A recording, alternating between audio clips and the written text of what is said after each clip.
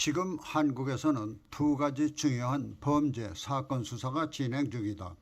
하나는 서해 해상공무원이 근무 중에 북한에 의해 피살된 사건이며, 다른 하나는 한국 정치 사상 유례가 없는 거액의 뇌물이 관련된 대장동 사건이다.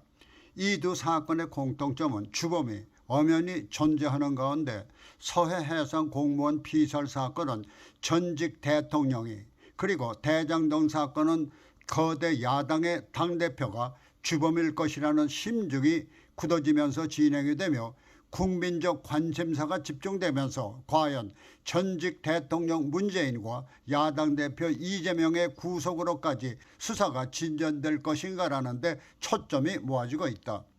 현재까지의 진행 사항은 서해 해상공무원 피살 사건이 문재인 정권 당시 청와대 국가안보실장인 서훈의 구속과 함께 서해 해상공무원 이대준 씨가 자진 월북한 것으로 조작했다는 사실이 거의 밝혀지고 있으면서, 문제는 무고한 자국 공무원을 국가의 배신자로 몰아가면서까지 자국민보다는 그를 피살한 북한을 두둔했던 이면이 밝혀지면서 분노가 유가족을 넘어 국민들까지 이어지고 있다는 것이다.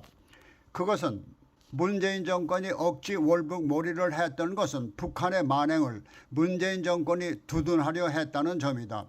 검찰에 의하면 문재인 정권이 서해 공무원 피살 사건이 공개되면 북한의 국제적 위신이 실추되면서 북한의 대외 입지까지 위축될 것을 염려했던 것으로 밝혀진 것이다. 더욱이 사건의 실체가 밝혀지면 국내외적으로 북한의 야만적 행태에 대한 비난이 쏟아지며 북한에 대한 반감이 확산되고 대북 정책을 비판할 것을 염려한 것으로 알려진 것이다. 문재인 정권의 이와 같은 행태는 적을 이롭게 하기 위해 자국민의 생명을 적에게 넘겨주는 것으로 일국의 통치자로서는 분명한 반역 행위일 수가 있다. 물론 아직까지는 서훈의 구속과 박지원 전 국정원장 등 공범급 피의자들만이 수사 대상자이지만, 적을 이롭게 하기 위해 자국민을 사지에 몰아넣는 중대한 과오를 최고 책임자인 대통령의 묵인이나 재가를 얻지 않고는 불가능하다는 것은 불문가지인 것이다. 마치 조폭사회에서 벌어지는 범죄는 두목의 지시로 이루어지는 것이나 다를 바가 없는 것이다.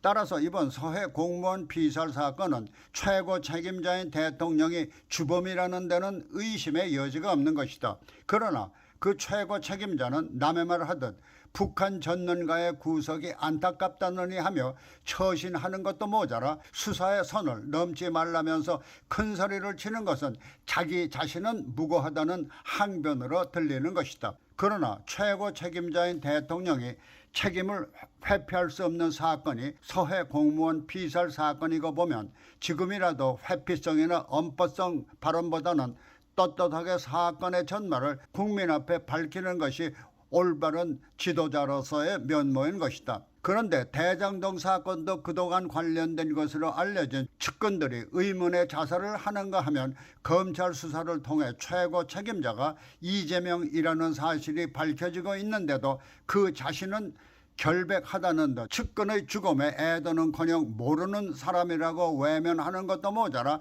산 사람까지 모르쇠로 일관하는 것은 마치 문재인이 서해 공무원 피살 사건에서 그와의 관련을 억지로 회피하려는 듯한 모습과 같은 것이다. 그러나 이 사건의 정점은 바로 문재인, 이재명 두 사람일 수밖에 없기 때문에 두 사람의 심정은 마치 동병상련의 심정일 것이다.